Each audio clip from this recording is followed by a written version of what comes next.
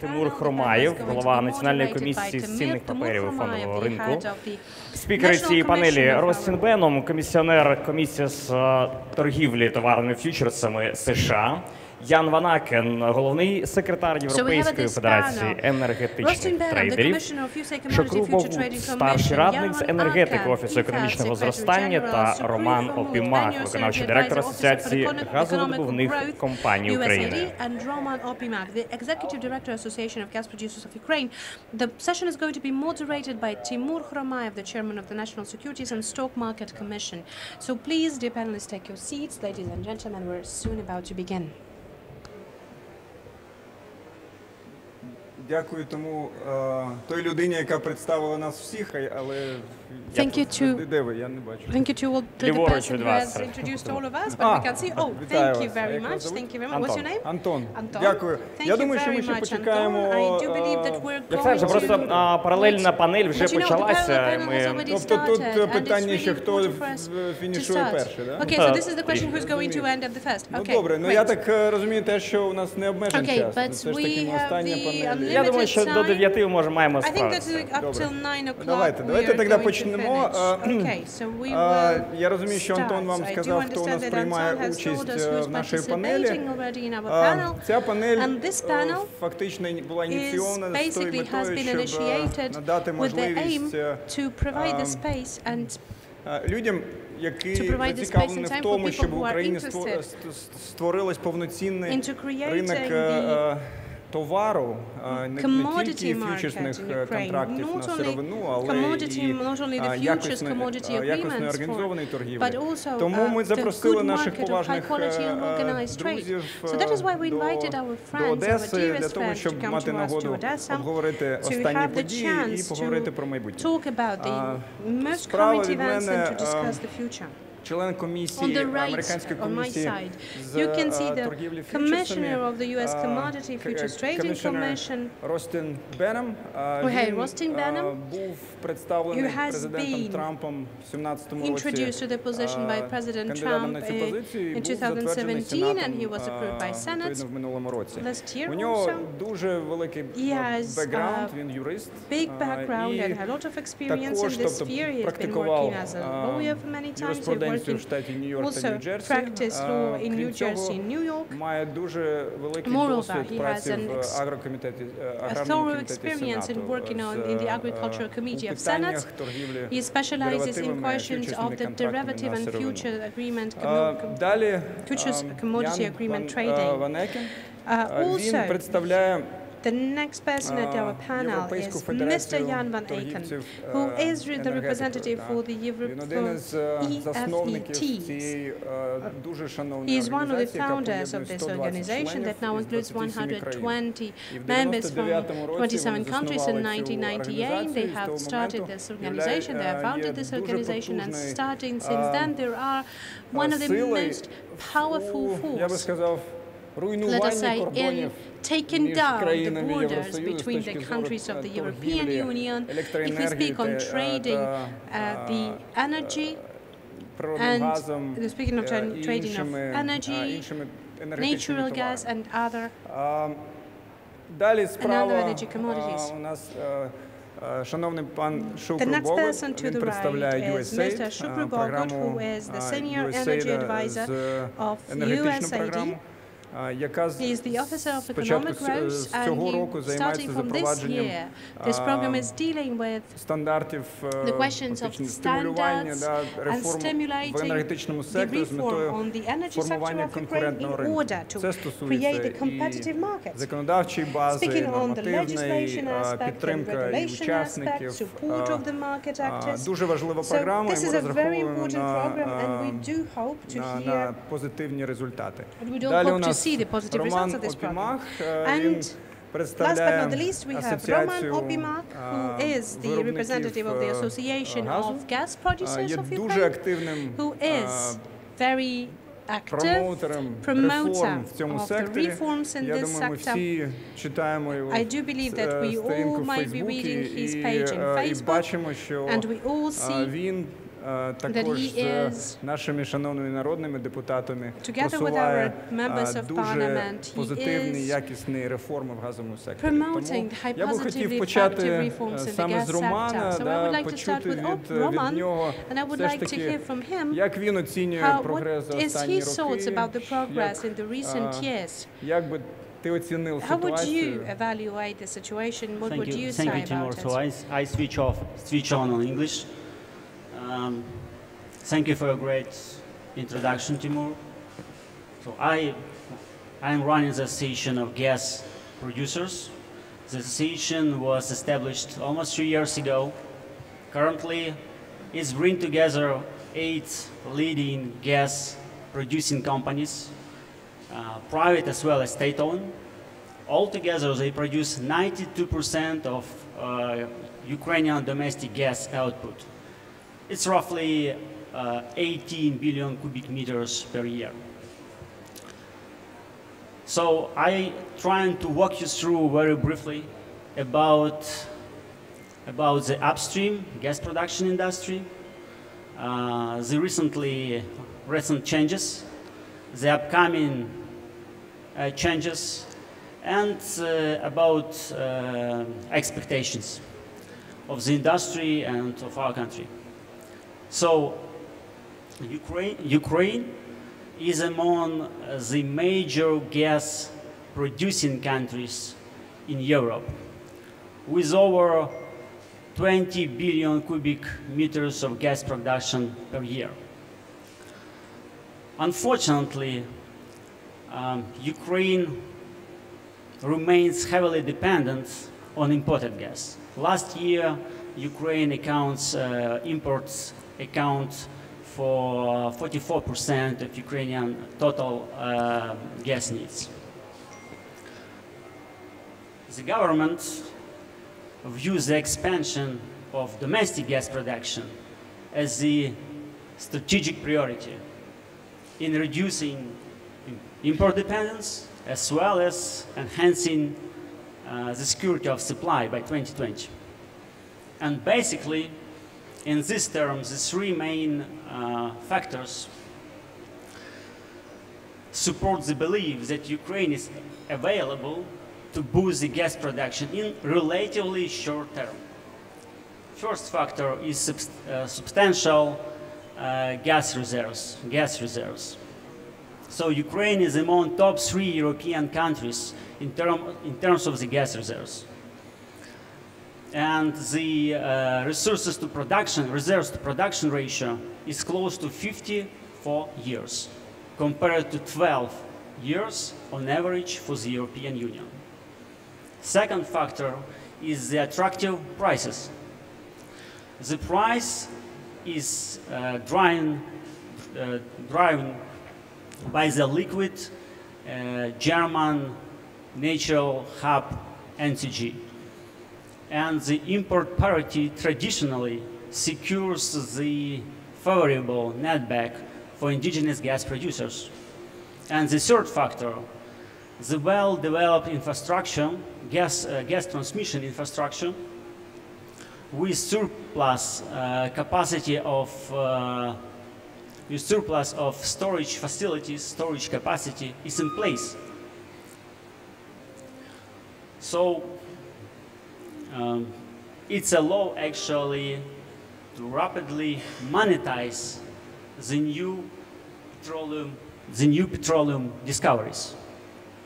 On top of that, the good qualified skilled workforces, good oil field services, well-developed supply chain of key manufactured goods, all of these factors contribute to believe that Ukraine is able to boost the gas productions in relatively short term. And the main idea is that you do not need to start everything from scratch, right? A lot of things is in place in Ukraine. Besides that, to unlock such a promising potential, the production of Ukraine's natural gas, Ukraine's natural gas production is require further significant investment and considerable technologies. The number of drilled gas wells, as well as the capital expenditures, has more than doubled by 2020 to increase the production by 35%. In addition to the exploration and production efforts of Ukrainian energy companies, it's very important for the industry that foreign energy company will also invest in upstream sector of Ukraine. And whenever they consider investing in the country, these energy foreign companies take into consideration two groups of risk: the above ground risk and below ground risk. So the below ground risk basically has to do with the geology. So it's complexity of extraction, amount of reserves, and so on. And the above ground risk the above ground risk has to do with the practices of host government. So I propose to focus on above ground risk more closer. Basically, in this regards, three key dimensions matter for any investor. So this is fiscal regime, regulatory policy, and access to the reserves, to the subsoil. Among the three things, the government dealing with two of them pretty good. And let's look on it a little bit more closer. So talking about taxation, the stimulating fiscal regime has been introduced for new onshore gas wells starting from 2018. So currently produced gas is the subject of 6% and 12% of royalty rates. Moreover, the government guarantees the stability for these rates. Introduced the 5-year stabilization clause effective by 2023. On top of that, starting from this year, the 5% royalty, 5% paid royalty is allocated to the local community developments. So it should motivate the countrysides to cooperate more closer with the producing companies. The tax reforms increase the attractiveness of upstream in oil and gas upstream industry of Ukraine internationally, allowing energy company raise more money and share higher risks. So as for the regulatory policy, the outdated and prescriptive permitting system was drastically simplified. The respective law was adopted. It cut the government red tape and advanced the ENP regulation drastically. This so-called regulation reform, which actually abolished 15 different permits and sped up the land allotment, moved Ukraine much closer to the best international standards in terms of the ENP regulation. And eventually, the third big issue is the access to the reserves. And recently, the government adjusts the access, the procedure of access to the reserves through two things. One of them is introduction of online public auction based on ProZorro model. And the second is facilitating the access to the geological data. which is pretty important for any oil and gas company. So indeed, licensing rounds is the right next step which should be performed by the government. And of course, it's the right path to break down the barrier and to bring new investors, foreign investors, in the industry. Currently, the government is working on to hold international oil and gas licensing rounds and PSA tenders. So over 40 licenses, on average more than 20,000 square kilometers acreage should be awarded very soon. So I take this opportunity to ask you to call you to look much closer, to keep your eye on Ukraine as the potential investors. The opportunity and all of the necessary conditions is there. Ramon, thank you. Actually, may I ask a question, because that was like such a sweet song of, you know, that there is such a great progress on the supply side. Yeah? We have fundamental problems in selling the good. You know, you can recover it from you know, from subsoil, but then you don't have transparent price discovery. You don't have payment discipline. You're quite limited in transporting your commodity around Ukraine, not to say outside, although we've done a lot and we have infrastructure that is incredible. What do you see on that, in that area, how we can, you know, improve things? Thank you. So I will try to answer on your question by my question. Okay. We are in Odessa, right? Yes, of course. Look, the number of imported gas trader last year doubled. So more than 70 companies imported gas in Ukraine last year. A bunch of them are European leading traders. Couple of them, or even 10 of them actually, already opened the office in Ukraine. And couple of them already trying to sell the gas to the final consumers. So during 2 years. Why? Because they so challenged by all of you mentioned.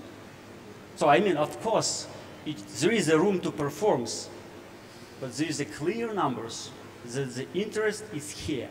The price is relatively high, or higher than in border countries, neighboring countries. So just for next month is $375 per 1,000 cubic meters. Thank you for your answer. I wasn't trying to prove that it's otherwise. But I have a feeling that we're driven by high margins. Well, the suppliers are driven by high margins. What we are trying to say, and what was the focus of our panel, is to see how the consumer can get a fair price. Now we are suffering under, you know, this, obviously, we're doing the matching with the international hubs. So I understand for the supplier, it's a great benefit.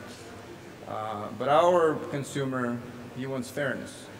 So I would actually, I know that you will probably, you know, answer my question by posting another question. So I'll go to Şükrü. Could you go further a little bit in the you know, on the trading side? How can we turn the problems into our benefits? One side is the production side. It is the production of gas, and Ukraine has not so proven reserves. And the other side for the consumers is the wholesale price, the competitive price. And because this has not been possible for very many years, the oil price, the gas was linked to the oil price. But now with the development of hub pricing, starting from US, the Henry hub pricing, and now the European hub prices, there is competition. So the competition will bring the best price for users and producers as well. So that is the task for Ukraine to take over the years to establish a gas market and the gas maybe hub price. Thank you. I have a feeling that the presentation is not moving forward, right? We're just standing on the front slide. Yeah, you can actually also proceed with the presentation. I think, in fact, your presentation totally, taps into this. My presentation is for facilitating the organized energy trade in Ukraine, and our first, I'd like to provide the USAID's statement, assistance statement, that is to provide to enhance Ukraine's energy security by improving the legal and the regulatory frameworks and assisting the creation and the development of competition-based free market mechanisms in the electricity, natural gas, and the district heating sectors.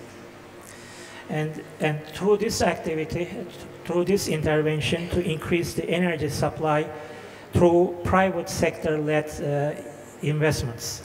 As a result, USAID will assist the government of Ukraine to provide affordable, reliable, resilient, and secure energy to all Ukrainians.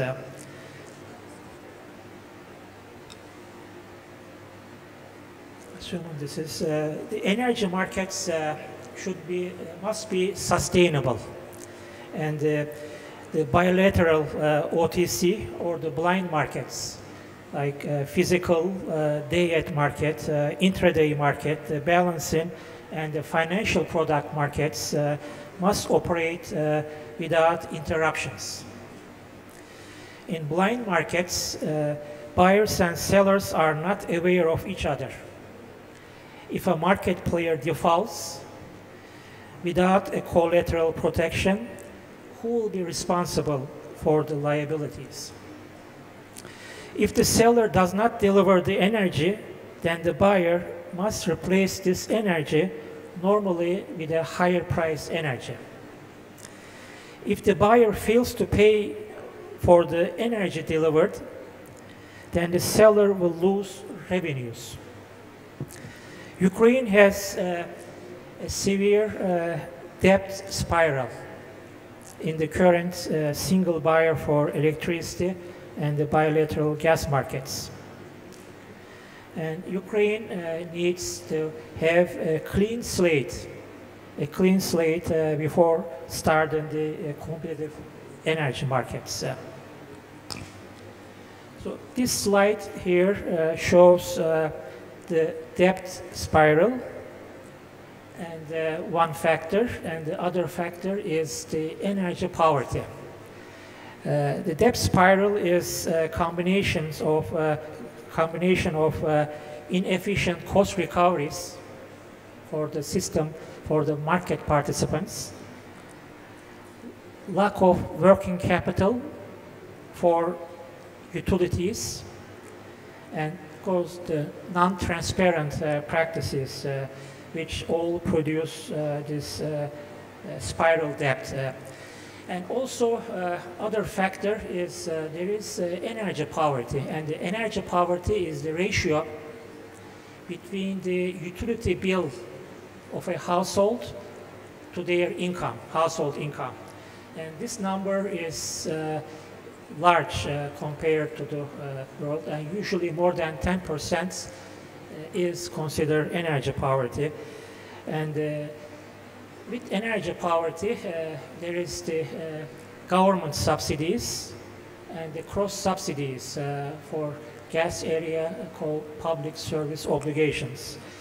And these areas are controlled, regulated, not all by the regulator. There is also the government because of the subsidy programs. So as a result, all these create a market distortion.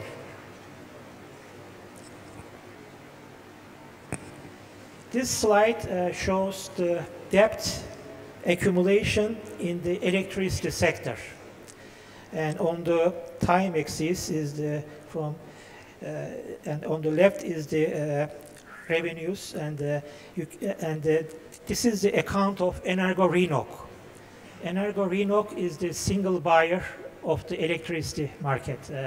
And as you can see, it is about 30 billion hryvnia in 2017.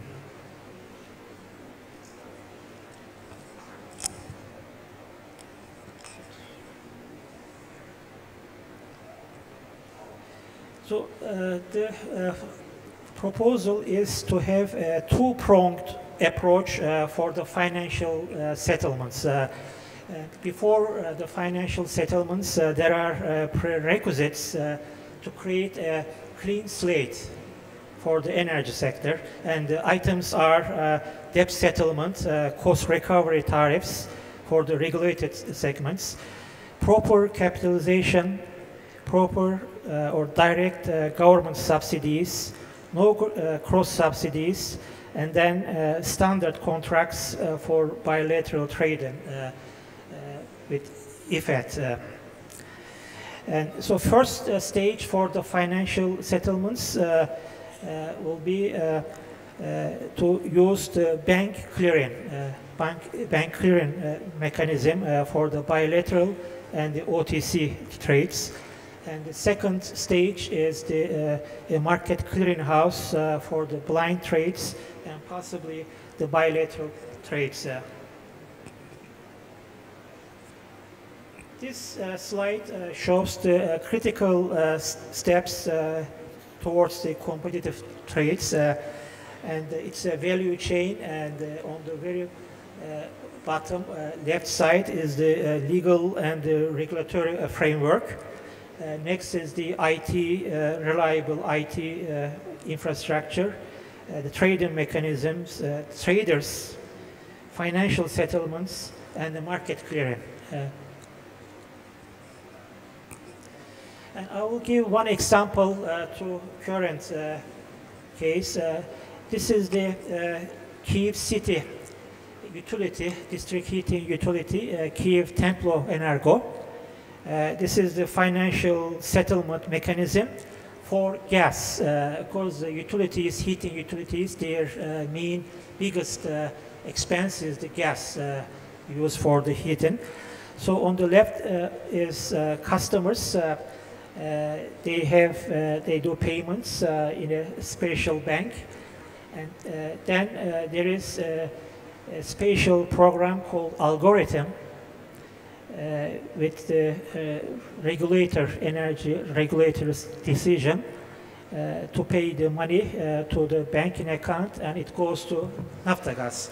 This slide does not include what happens if the payments are not collected on time.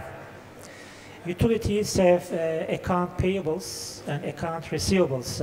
If there is a lag in between months, then how this settlement doesn't create a solution, it creates a debt to the gas supplier, in this case Naftagaz. This is the proposed scheme is to have a bank with the guarantee coming from City Council.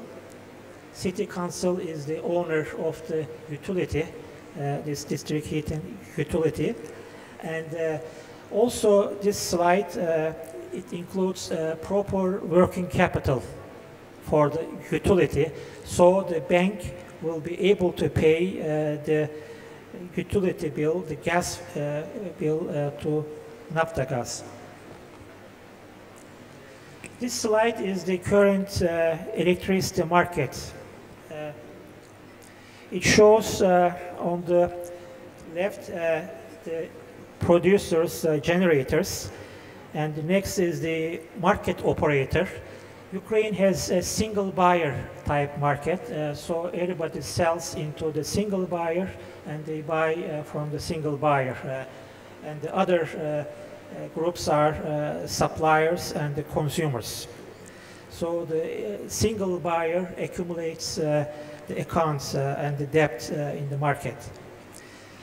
And last year, Ukraine adopted the electricity market law. And according to the market law, this is the scheme for the financial settlement of the electricity, that the market participants, being the producers, suppliers, and the guaranteed energy buyer, transmission system operator, distribution system operators, work with a bank, authorized bank.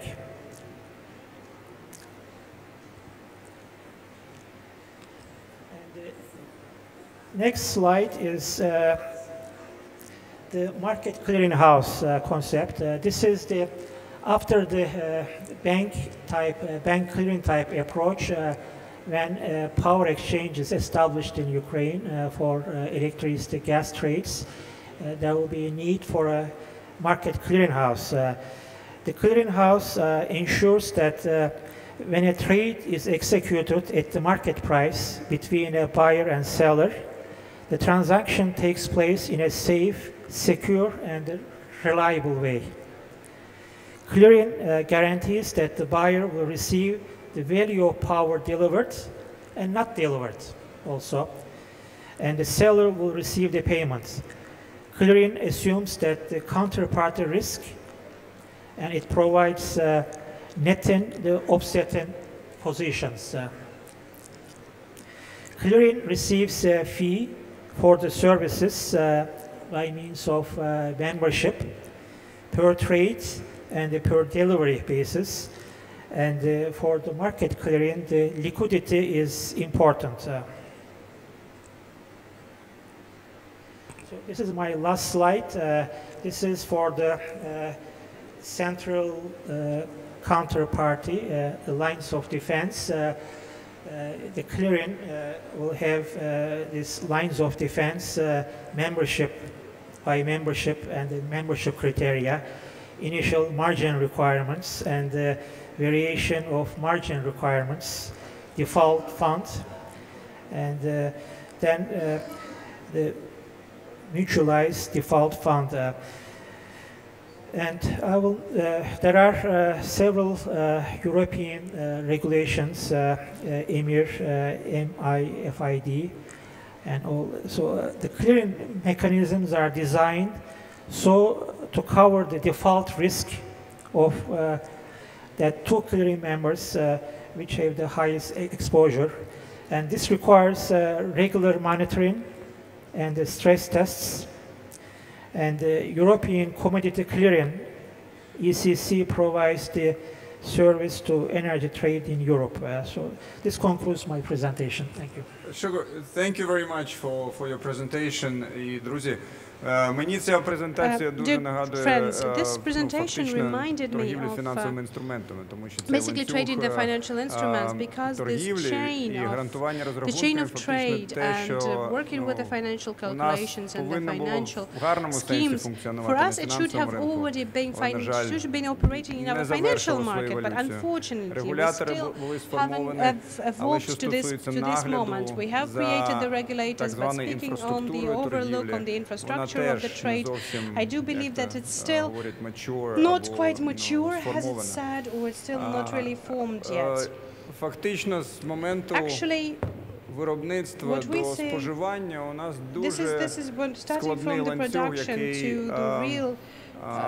consumption, they will have a really complicated and complex chain, when that also adding up the question of the payment for the product that is consumed. We don't have the so-called payment discipline. We do have a lot of taxes in place, taxation in place, and other issues. So the consumer, if they pay, then they pay. Процес формування ціни не зовсім прозорий і чіткий. It's not a very clear way of actually forming the price. Мені дуже складно уявити себе So that is hard for me to think about this moment when we're going to create a specific hub, when it's going to be formed as in other countries, as for example in Germany. And I would like to invite Jan to tell us more, speaking on the EFET perspective, because whether the client is alive or we are more dead than alive, can we solve the issues in pricing in Ukraine on energy? Can we actually make it transparent and fair, the pricings of energy in Ukraine? Thank you. It's a very nice conference, and every conference there are a few ideas that you take home. And there's one idea I want you to take home, and that is to think about introducing something new, a concept called close-out netting, because I think that could be very useful for Ukraine to develop the commodity market and do all these beautiful things that makes payments much easier. But you have to make little steps first before you do the more complicated financial things. So here you see Europe from the sky, and we use it because you don't see borders.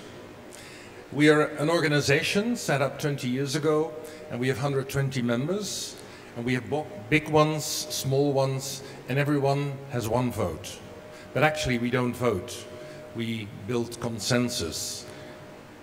And our motto is, so you can rely on the market. Because we think if the politicians create the framework, like a level playing field, you have a lot of entrepreneurial buyers and sellers, traders, that create an efficient market, and that's what we try to do. So here are members, gas, electricity, banks from all the countries. And I would like to talk a little bit more about credit risk mitigation by netting. Now, first of all, the current gas and commodity market in Ukraine suffers from the need of cash for doing transactions. In the Ukraine, you need a lot more cash to do a transaction than you do in other countries. That makes it more difficult for the smaller parties to participate. Therefore, you also have a high credit risk. You have legal uncertainty. There's a lack of liquidity, and liquidity, we mean that you have a lot of buyers and sellers, so that if you want to do an action, there are enough counterparties. There's competition in the market. And because of that, you also have a lack of transparency, and therefore your market is less efficient. Now, the objective of my presentation is to improve the conditions for the commodity traders, to increase the trust and market confidence, to increase the liquidity, and to increase the need for organized markets, because ultimately you will have financial markets. But you first need an OTC market, an over-the-counter, not under-the-counter. It's just bilateral trades. You need that. Two parties that just want to trade with each other, buying and selling. And you get then a more efficient price setting and lower costs in the market. And you improve the risk management. So that most of that can be realized by close-out netting for commodity trading. And I explain that a little bit. So to manage your credit risk, you can do several things. You can use collateral. You can do netting. Of course, you can have guarantees and credit derivatives and securitization. Netting is not a legal term. Netting, simple, is if I buy from you for 1,000 and you buy from me for 900, the difference is 100. Now, what you do not want is one of us go bankrupt, that the receiver say, okay, I want my 1,000, and you say, yeah, but I paid I still get 900. No, that's bankrupt. If you can net then the exposure is only 100. And if you're sure that that is the system, then you know the risk is much smaller. So you can do netting by novation and settlement netting and closeout netting. And closeout netting is a legal technique. It's a combination of termination, loss calculation, and set-off. Now what you need is to have a definition and to have that in the law that everyone understands you mean the same with this. The recognition of netting, it's fragmented in Europe. We're still working on it. And a lot of national legislation, they have problems in the sense that it's only for financial derivatives, only for financial institutions, and a lot of new products are not regulated at all. For instance, emissions and freight. So here you see a map where you find netting possible and the countries where it's not. I think Ukraine has a limit and fragmented regulation, no clear definition of netting and closeout netting.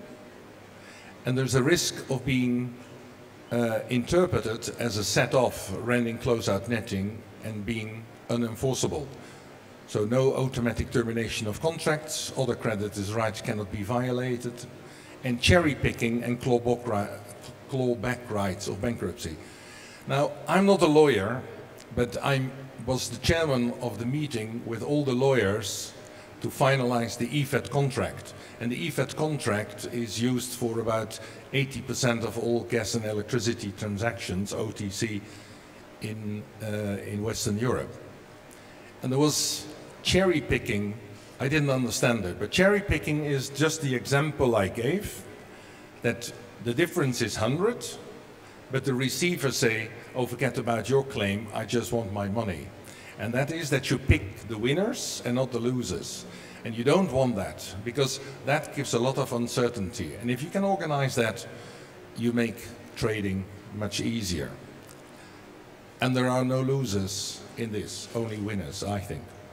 Now, there are some attempts in your law to do this, but so far that has not been the case.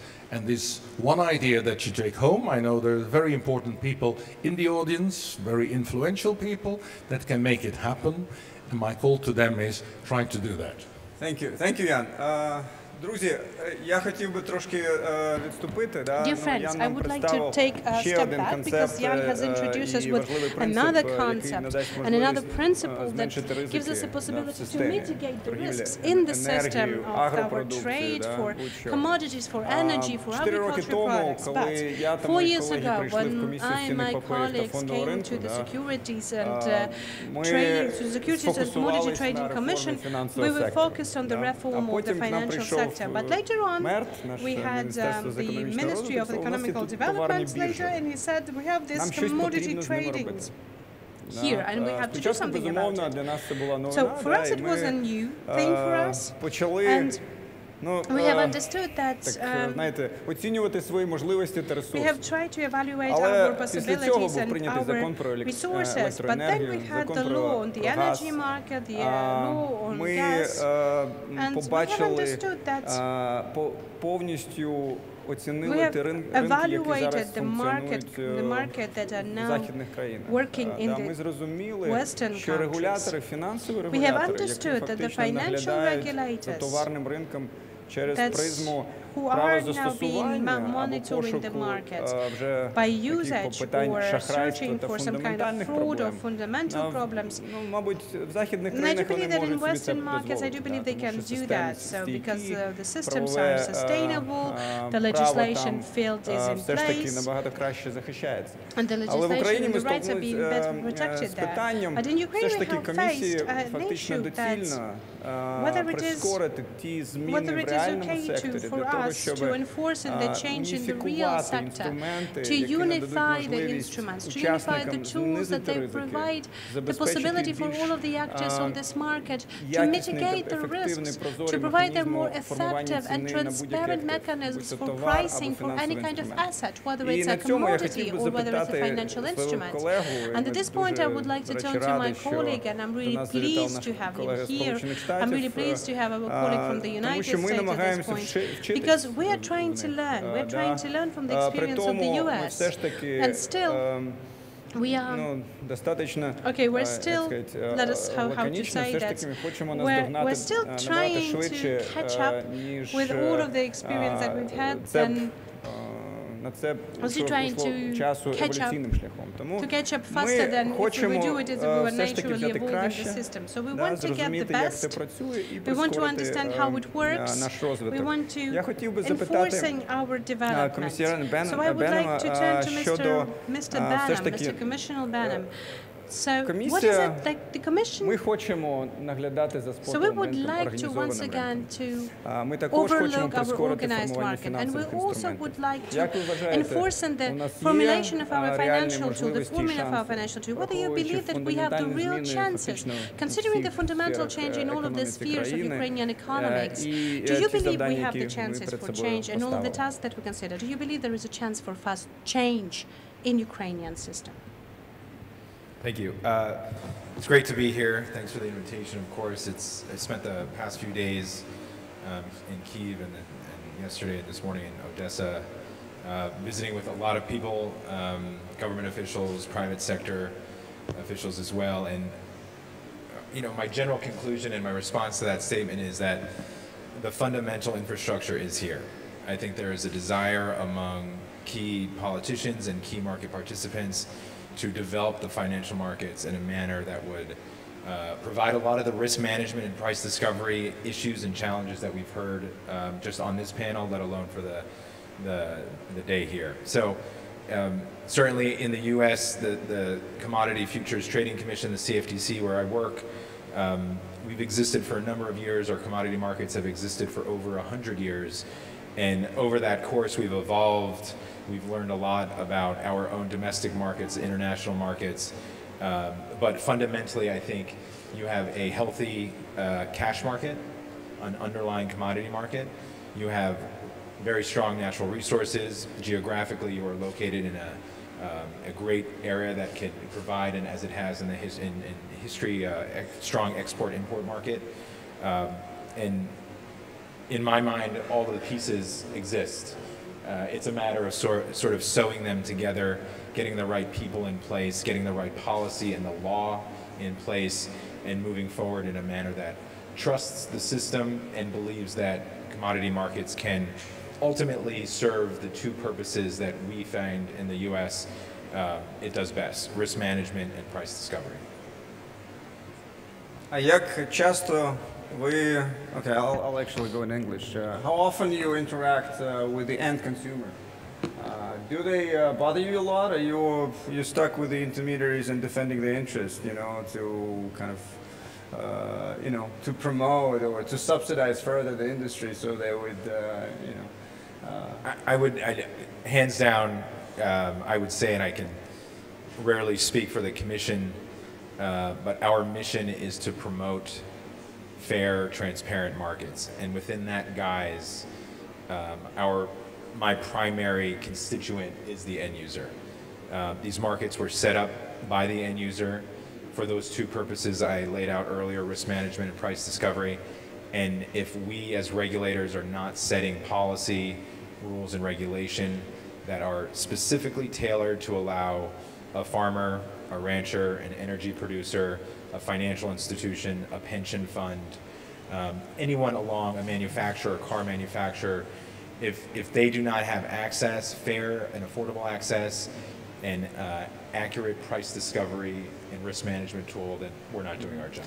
You also said that it's important to have sound regulation, and we're talking about different commodities, okay, maybe similar infrastructure.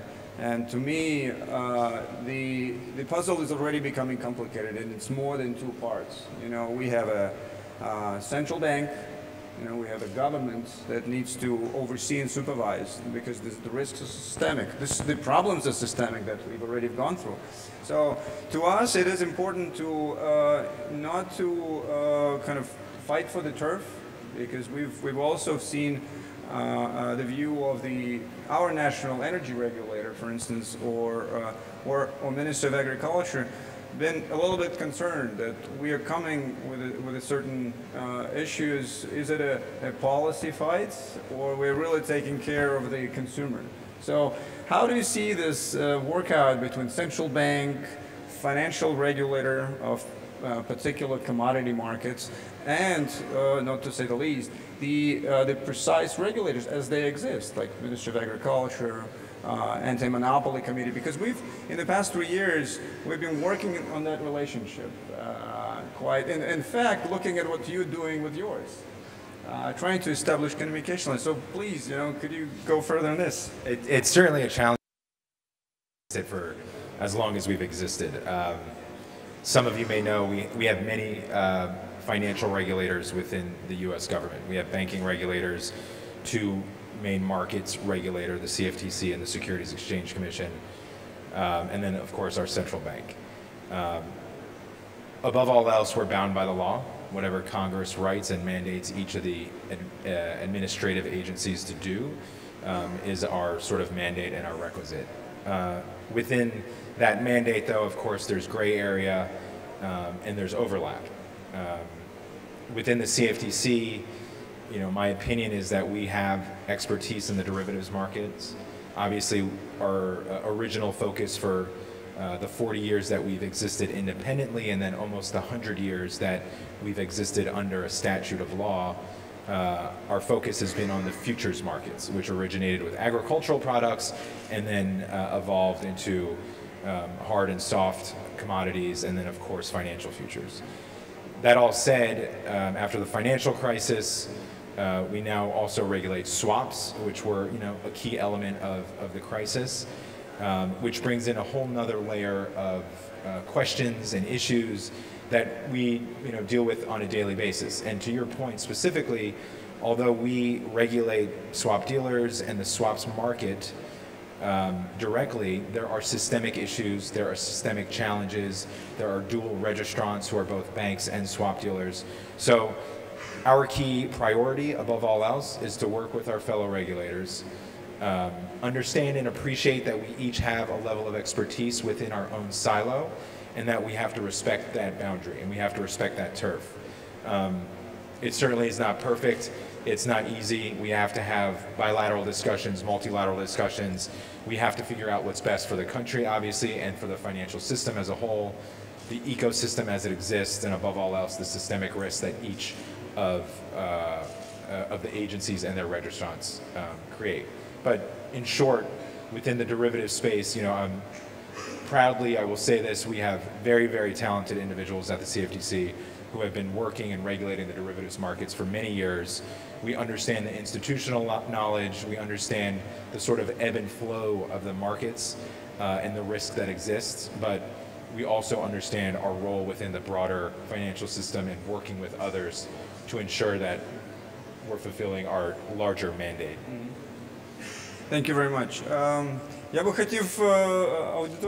you very much. I would like to turn to our audience. If you have any questions or comments, if there's something that you would like to add up, if you will have any questions to our guests, if you're interested in something, so please you have the possibility and time. Yes, please, you're welcome. My name is Alexander Martinenko. I'm from ICU.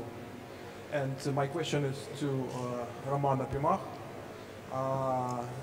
Yes, Ukraine is one of the major countries in Europe in terms of gas reserves and production, and there was quite a significant progress in deregulation. There was a significant decline in rent rates, almost by 50%, and there was a significant decline in the number of permits, but still there is no progress in gas production.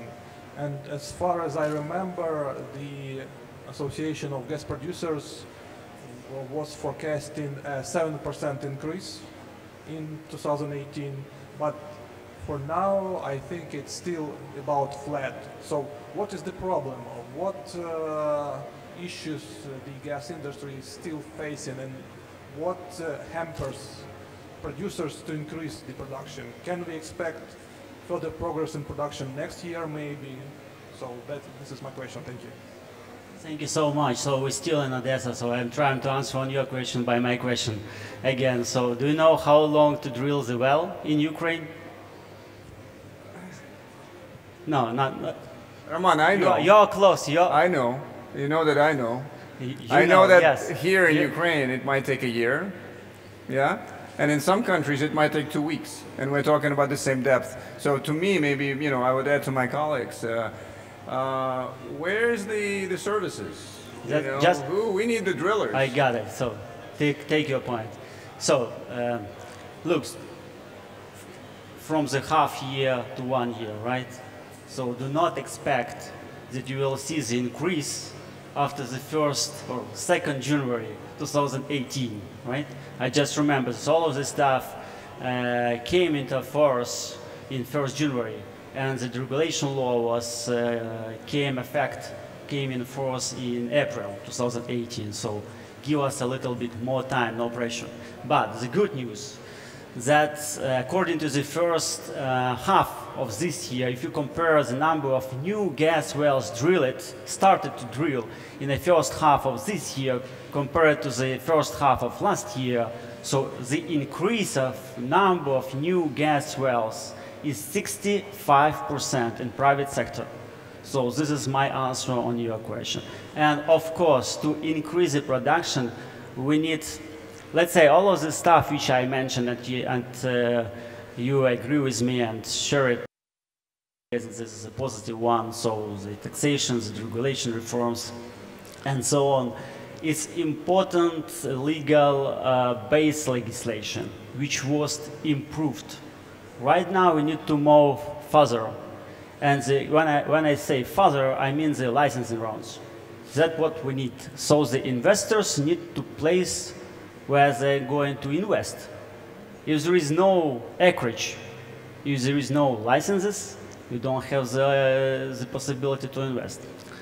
Yeah. And in terms of the oil field services, look, believe me, I met every 2 weeks with new foreigners which visit our office just to say hello. So they are very careful in their saying. Some of them already opened their offices here. So they provide the different types of the services, starting from drilling, Croatian, Romanian, Takrom, the Belarus Nafta, Neft is already working on Ukraine, is already dealing with Ukrainian companies. So again, in terms of the risks, for example, it's very interesting fact that Ukraine has the biggest rig fleet in Europe, more than 100 rigs, actually more than 140, and among them 110 is active, is in operating right now. So we are hoping that the Baker Hughes rig count will put Ukraine on the map very soon. So I try to open the cards, but again, it's not only, of course, of the drilling. So there is a frac fleets. There is a workout fleets. All of this company are coming. They are following. They are following the the market. And actually, the big locomotive in this issue, this is UGV, of course. So the size matters. The size matters. They made a huge procurements, because the massive procurements on market. And we understand that if the service providers come, that will add additional force to compress the margins, because the drilling is expensive. But we've seen how the shale revolution took place in US, when the drilling services and the cost of drilling decreased significantly. Do you think that in the vicinity of the next couple of years we can see that trend?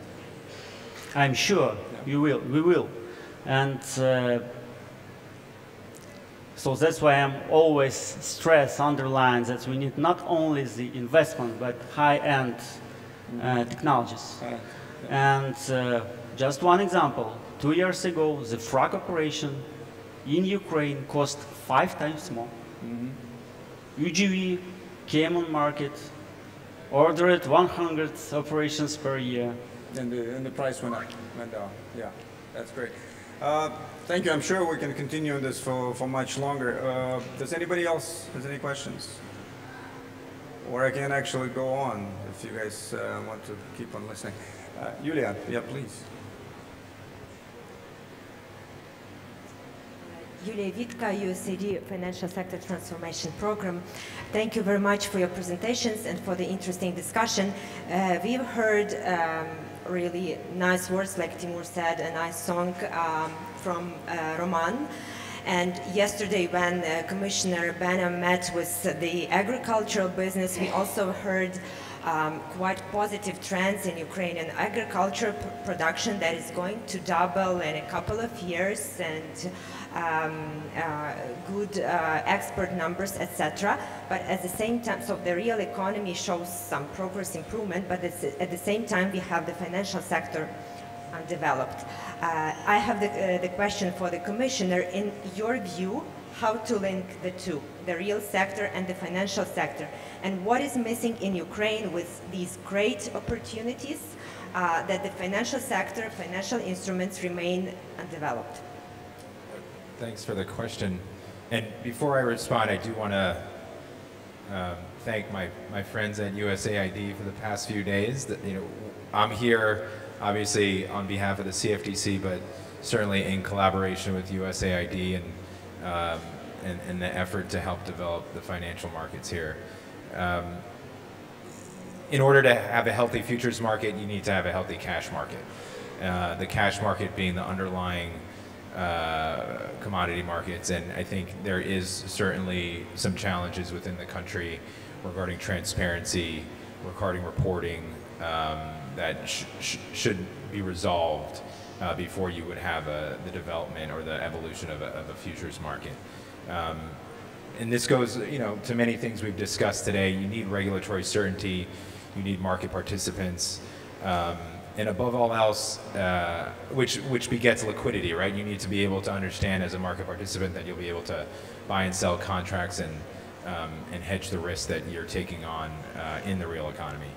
Above all else, and one challenge that we have at the CFTC, and we've had it probably as long as we've existed, specifically regarding derivatives, is education. It's not easy to go to a farmer or to go to a manufacturer, to go to a pension fund or an institution that may not be sophisticated and try to explain to them what a derivative is and how it can benefit their bottom line.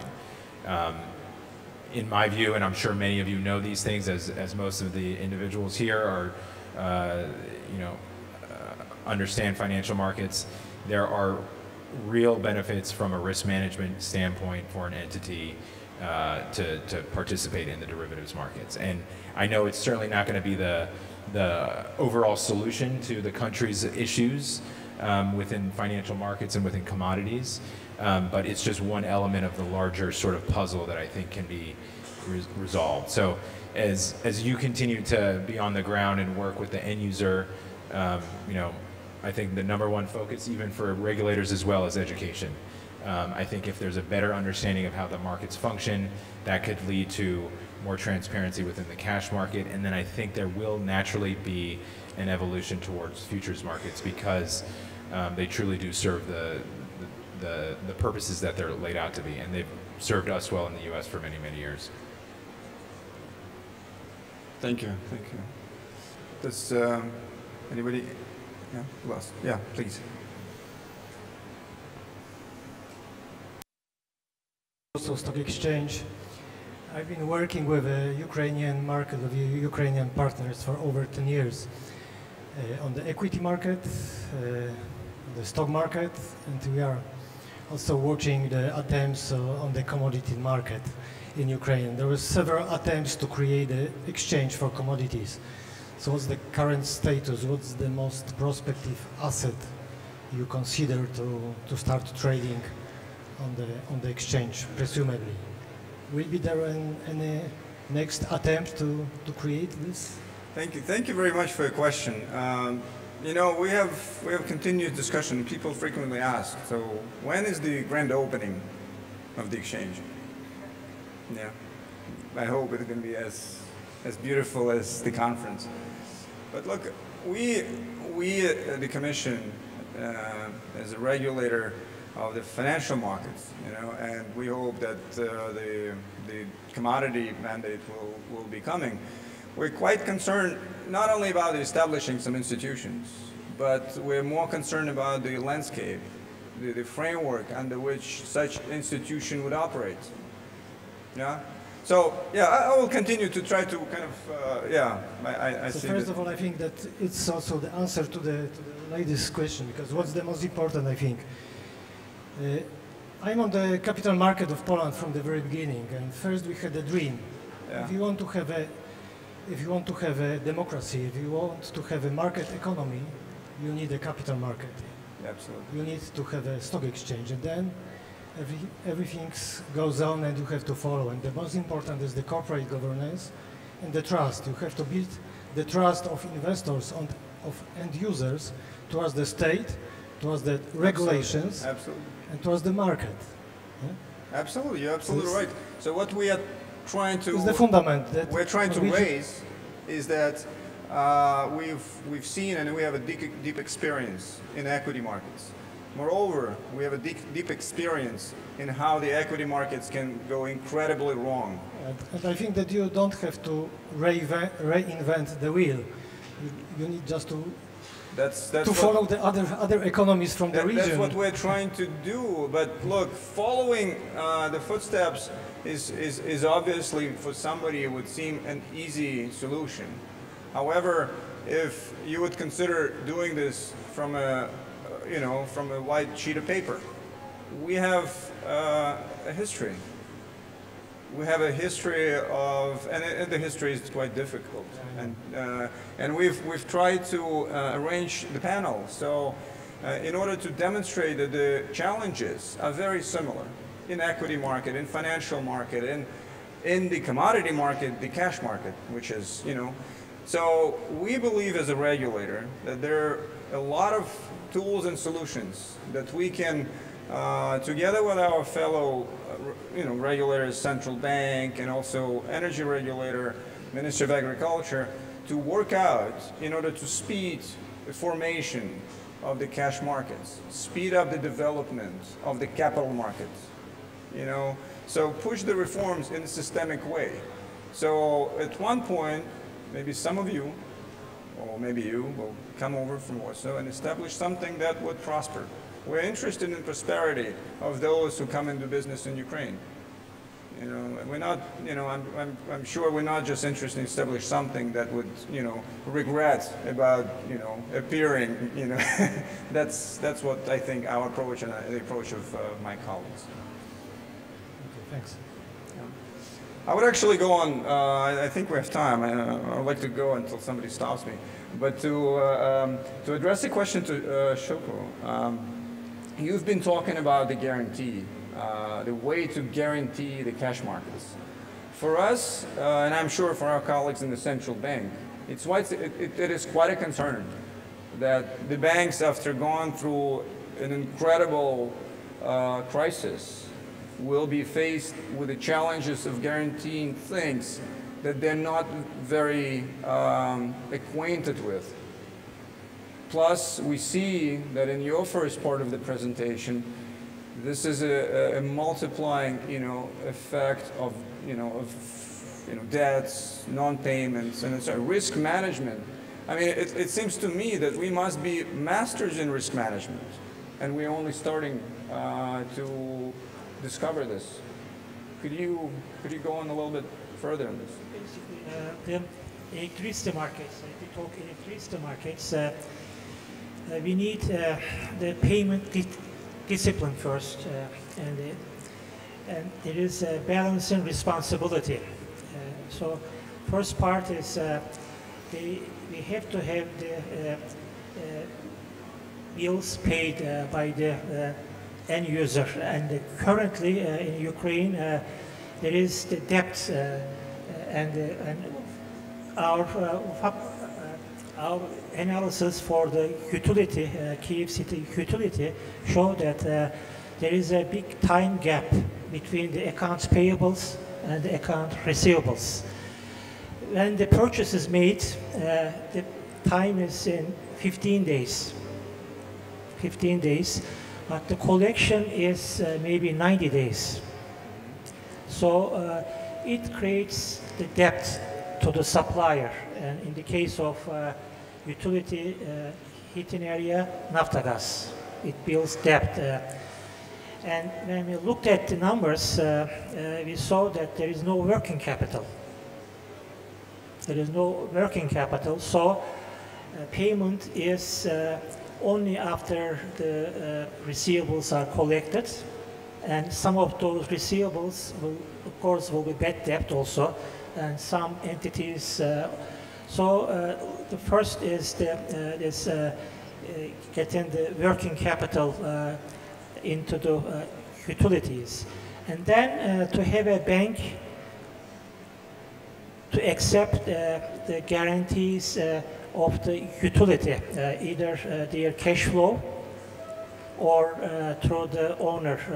In the case of Kyiv City, municipal guarantee. So this has to be. To me, as a regulator, there's a question. I mean, I need to guarantee somebody who doesn't have a working capital. That sounds like, you know, he needs to go run a marathon, but he's, dead sick. I don't want somebody die during running the marathon. I mean, that's to me a huge concern. It seems like we've launched deep reforms in different commodity sectors, and the players don't really understand that they need to have capital. We see the issue of Oblgaz, Oblenergo, who's been just, a transfer agent for the generation. And now we're telling them that is over. You're not a commissioner. Well, commissioner. But you need to bring capital now. I see Vladimir is smiling. Have you actually told the market participants about this? They need to capitalize their operations, or? Vladimir Demchishin, he was a minister of energy. Sorry for yes, but I would like to make I to make it more interactive. I was not supposed to participate in this panel, but I'm happy to provide some extra views. I think that most of the participants they are well aware of payment situation, and situation in electricity is segment is significantly different compared to gas. And the key problem in gas in Ukrainian situation is district heat companies. So that's only very specific, clear type of business which requires significant effort on the government side or municipal side, because those companies are massively mismanaged. And as soon as this small problem would be resolved, collection issue would be removed, capital sustainability or sufficiency issue would be resolved, and therefore, so there's a lot of work ahead. Actually, a lot of work. It sounds like a lot of work, but in reality, changing management of several companies would make a huge difference, and working with regulator on kind of more proactive basis. You see, I think that the key problem of Ukraine is that regulator is perceived not as a arbiter, not as a party trying to kind of develop the environment to provide equal access to specific either infrastructure or rules or etc., but party that is trying to control, to build, develop rules, to guide. Yes. But in Ukrainian situation, guiding is, you know, like keeping very strong, and that's, I think, that the problem. Same situation with the spot markets. I mean, we massively need price discovery mechanism for private companies, state companies, all type of. But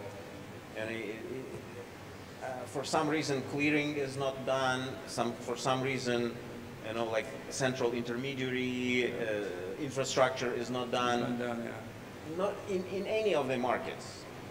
Financial, commodity. So we need to complete, you know. Yeah, no, I know that a lot of effort has been done, but unfortunately, without the final result, it's a problem. But therefore, I think that on the regulator side, it is very important to kind of passively play a role of designing the rules, and passively is, I think, key word.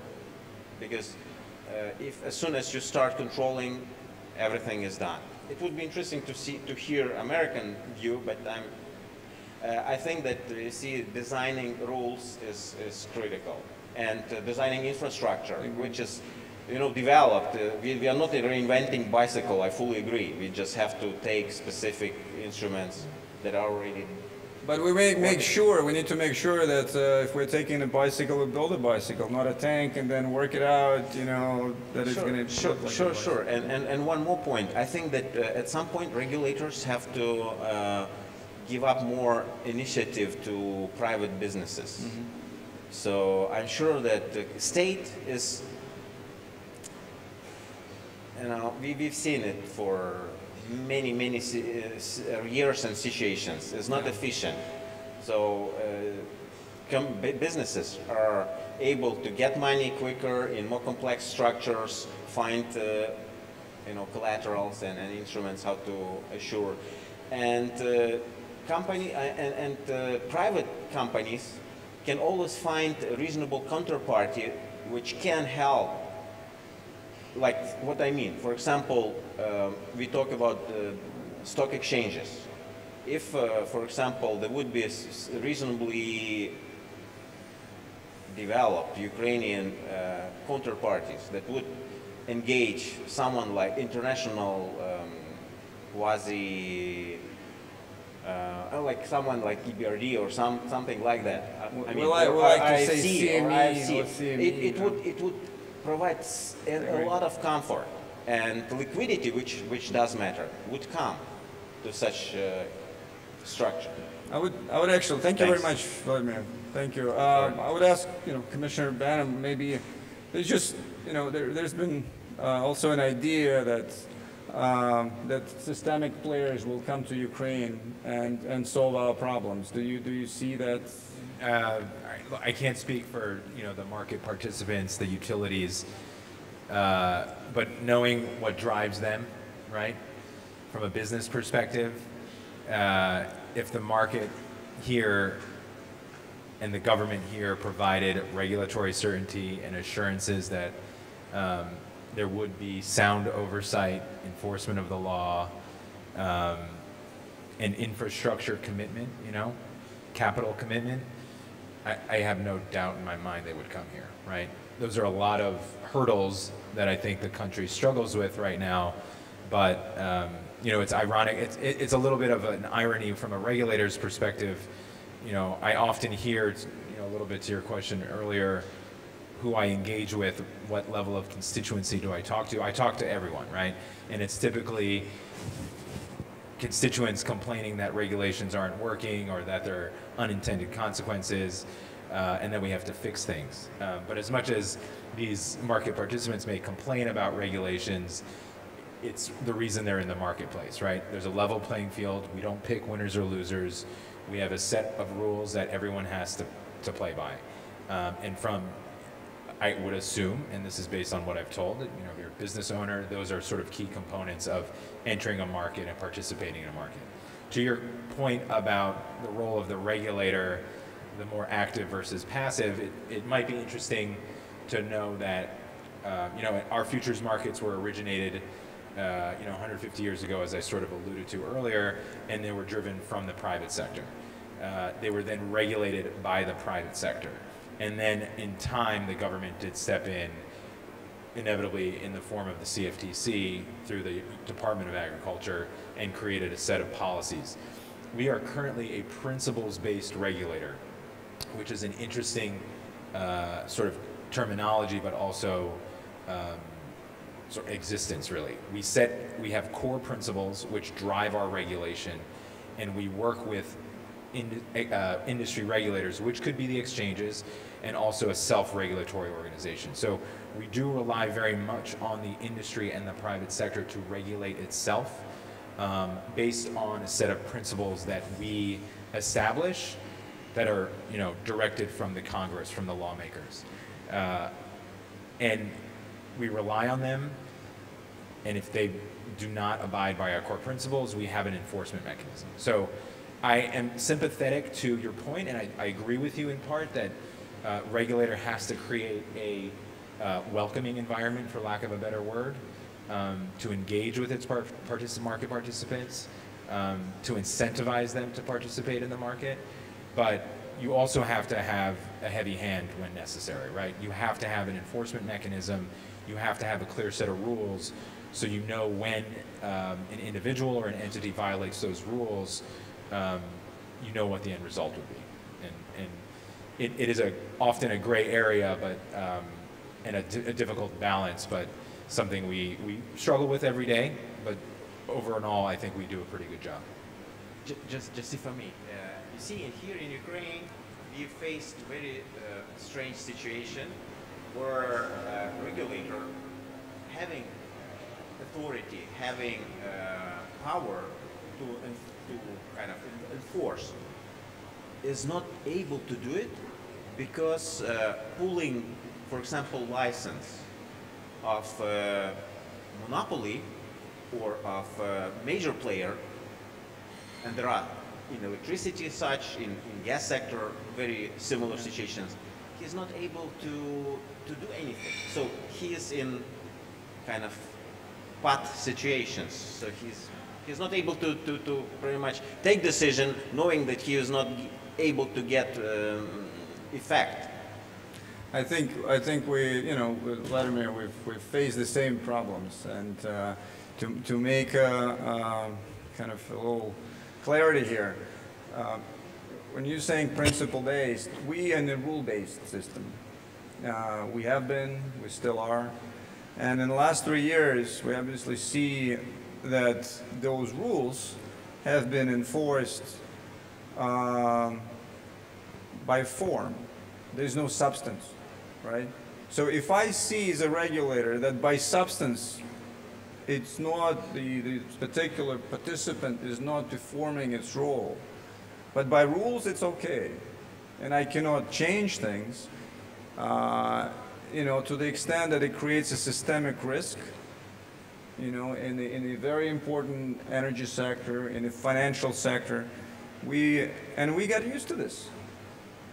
The crisis passed, and we see the rubbles, and we are not doing anything. We've been in this condition for dozens of years. Yeah, it's been funded by external loans. We rode the way of of this bonanza in the stock markets for a long time, till things turned different side, and people say, well, now you have to follow the principles. And what Vladimir is saying is we need to have a professional judgment. So absolutely, for people that haven't experienced this, it's a challenge. And we've seen that a lot, couldn't understand why. It's been always the rule, and we could have gone around the rule. So, we do now transferring to a principle and trying to accommodate our legislature and plant the first seeds. That's for sure. So to kind of summarize, there is so many issues that we're facing. I think it is already obvious for us. We've been around for at least 4 years with my fellow friends who've been in the government, they left, and also activist community in the market with the support of our friends from EBRD, IMF, World Bank, IFC, CFTC, SEC. We're not alone. And what keeps me running, for instance, is that these issues for people in the developed countries would seem unbearable. Oh my God, there's the end of the world. But I like that we're looking at the issues in a proactive way. Roman, you're not stopping criticizing the government for not doing things on time, and this is a great thing. I think it keeps us running. So does anybody has a comment maybe or a question? No? If you're not interested to leaving, we can actually go on to Jan. I'm sure. We've been talking that we definitely need to put this in the legislature. Ukraine needs not to kind of make little steps, but jump a mile ahead. Netting, close out netting, those things are crucial. Collateralizing and guaranteeing settlements, that's also, but we need to, be very careful with this in order to make sure that we see the goal, but we don't fall, because I don't think we can afford that. Jan, could you go on, how we would work out and make the market participants, acquainted with netting in more kind of... I think the energy trading is going to change dramatically.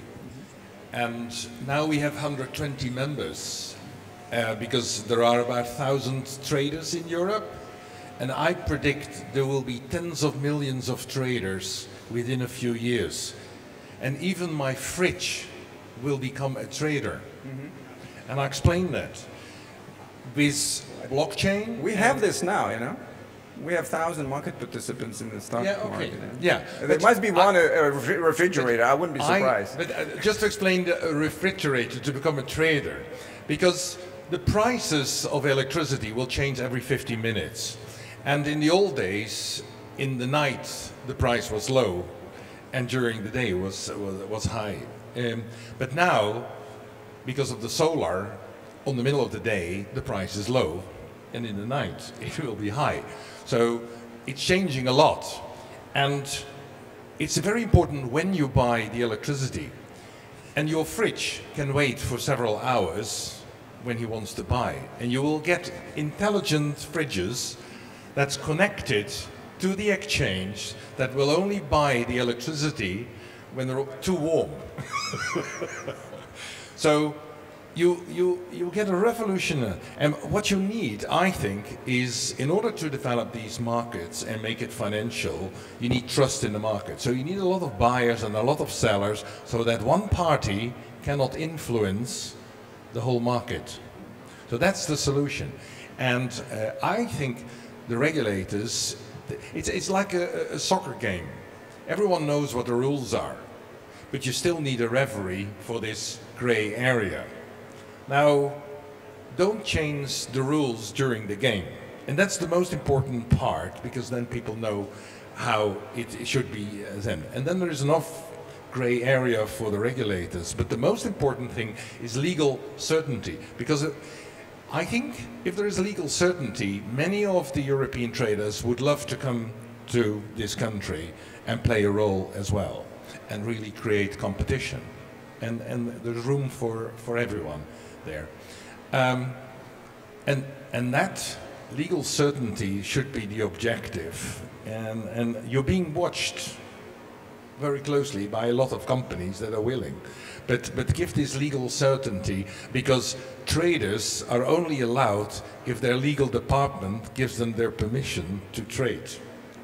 That's unfortunately, but that's the reality. Well, thank you very much. I see that Yulia wants to have a second. Come on. It's a ferry. It's a fire sale. Come on, go ahead with your question. Just some reflections, because you touched the issue of principles-based regulation, and since I'm a lawyer, it resonates with me. So what I'm going to say, I'm afraid that I will be deprived of my PhD degree received in Ukraine, because we were always taught about rule-based regulation and laws and legislation in Ukraine. But I think, and I know that we are watched by many people, and there are obvious lawyers here, I see the lawyers, so I think that in the future, we need to move to principle-based supervision and regulation. This is the future.